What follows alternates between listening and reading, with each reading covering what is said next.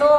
संविधान के खिलाफ जाकर काम किया और रिजर्वेशन का पूरा लाभ आप लोगों को नहीं दिया था, ना कोई कमीशन बैठाया था। ये सब किसी से छिपा नहीं है। लेकिन वोट की खातिर आज उनके जो चेले चाटे हैं या उनके अनुयायी हैं, तो आज वोट की खातिर आरक्षण को लेकर बड़ी बड़ी बातें कर रहे हैं। इस मामले में बीजेपी भी कोई पीछे नहीं है, जबकि इन सभी पार्टियों की नियत सोच जो है वो रिजर्वेशन के खिलाफ है, और जिसकी वजह से ही फिर हमें बीएसपी बनाने की जरूरत पड़ी। यदि कांग्रेस पार्टी ने शुरू में अपनी जिम्मेवारी को ईमानदारी निष्ठा से निभाया होता तो हमें बीएसपी बनाने की जरूरत नहीं पड़ती। और इतना ही नहीं, फिर जिसकी वजह से ही फिर पिछले कई वर्षों से बीजेपी व इनके सहयोगी दल केंद्र एवं काफी राज्यों की भी सत्ता में काबिज हो गए हैं। लेकिन इनकी भी ज्यादातर रही जातिवादी, पूंजीवादी, संकीर्ण, सांप्रदायिक व द्वेषपूर्ण नीतियों एवं कार्य प्रणाली आदि से तथा इनकी कथनी व करनी में भी काफी अंतर होने की वजह से अब ऐसा लगता है इस बार ये पार्टी भी यानी कि भारतीय जनता पार्टी भी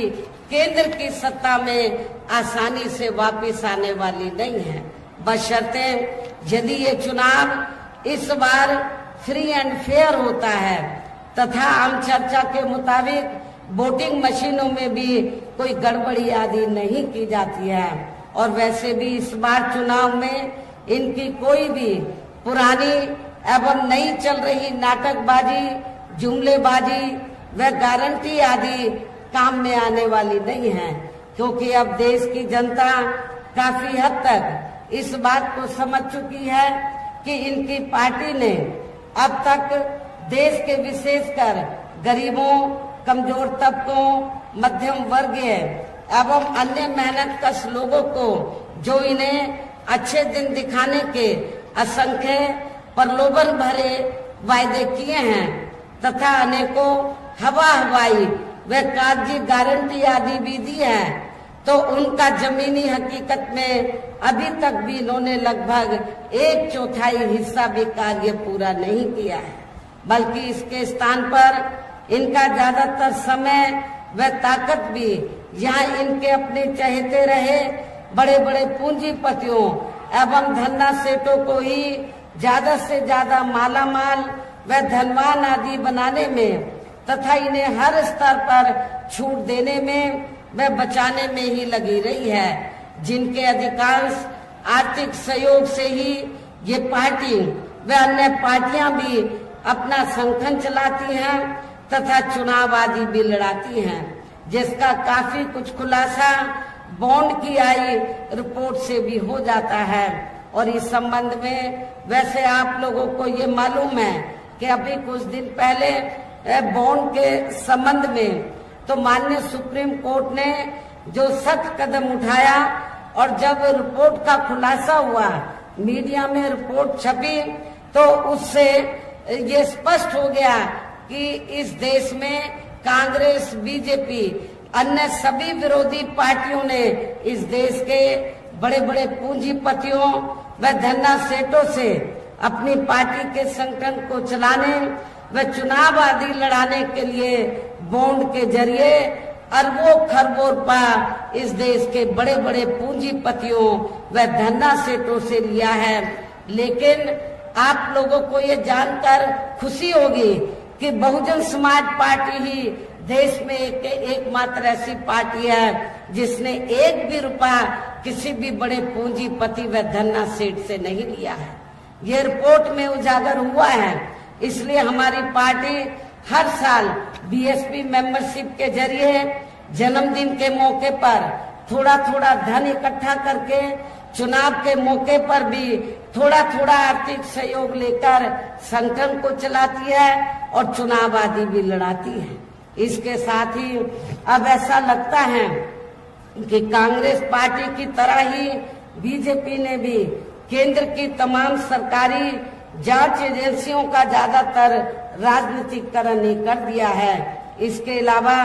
देश के किसान वर्ग भी वर्तमान बीजेपी की सरकार में शुरू से ही अपनी विभिन्न समस्याओं को लेकर काफी ज्यादा दुखी व परेशान रहे हैं और अभी भी है। जबकि यूपी में 4 बार हमारी पार्टी की रही सरकार ने इनके हितों का भी हर स्तर पर विशेष ध्यान रखा है। हमने अपनी चारों हुकूमतों में किसानों को खेती करने के लिए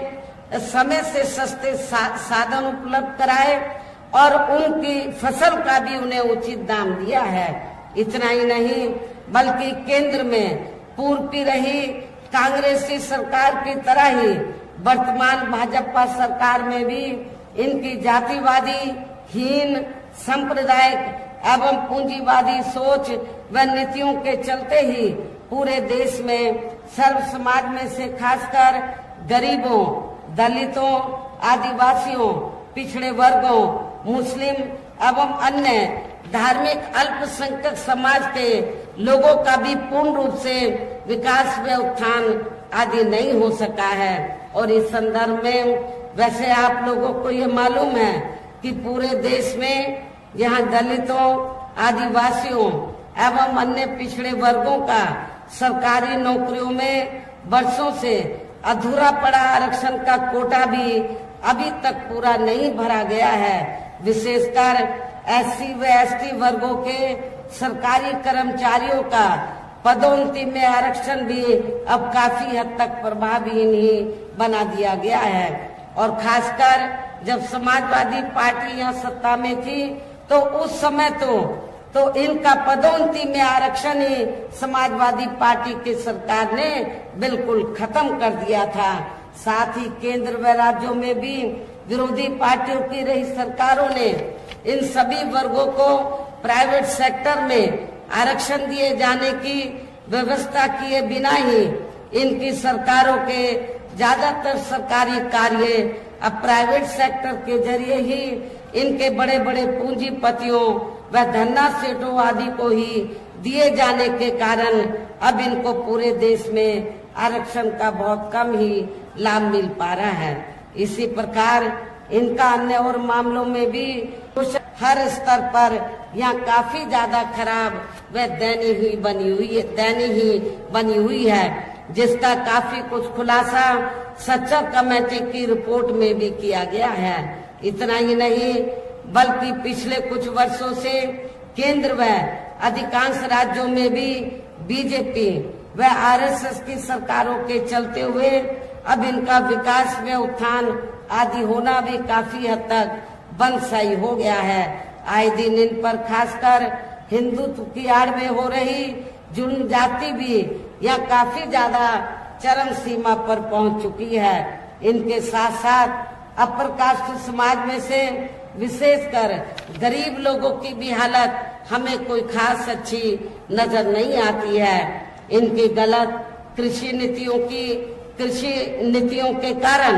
किसान वर्ग भी आए दिन आंदोलित ही बना रहता है। साथ ही इनकी गलत आर्थिक नीतियों की वजह से ही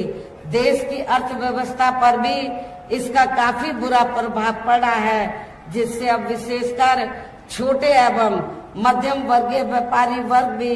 काफी ज्यादा दुखी व परेशान है। और अब केंद्र में पूर्व की रही सरकारों की तरह ही वर्तमान भाजपा सरकार में भी यहाँ पूरे देश में गरीबी, बेरोजगारी एवं महंगाई आदि भी लगातार काफी ज्यादा बढ़ रही है। देश में हर स्तर पर फैला भ्रष्टाचार भी अभी खत्म नहीं हुआ है। ऐसे में अब आप लोगों को देश में हो रहे लोकसभा आम चुनाव में कांग्रेस, बीजेपी व इनकी सहयोगी पार्टियों को भी केंद्र की सत्ता में आने से जरूर रोकना है। जिनकी गलत नीतियों व गलत कार्य प्रणाली आदि को आप लोग काफी हद तक आजमा भी चुके हैं। ऐसी स्थिति में अब ये विरोधी पार्टियां इस चुनाव में भी किस्म किस्म के साम, दाम, दंड भेद आदि अनेकों हथकंडे इस्तेमाल करके केंद्र की सत्ता में आने की भी पूरी कोशिश में लगी हैं, जिनसे अपनी पार्टी के लोगों को हर स्तर पर काफी ज्यादा सावधान रहना है और इस मामले में विरोधी पार्टियां अपने अपने पक्ष में हवा बनाने के लिए खासकर मीडिया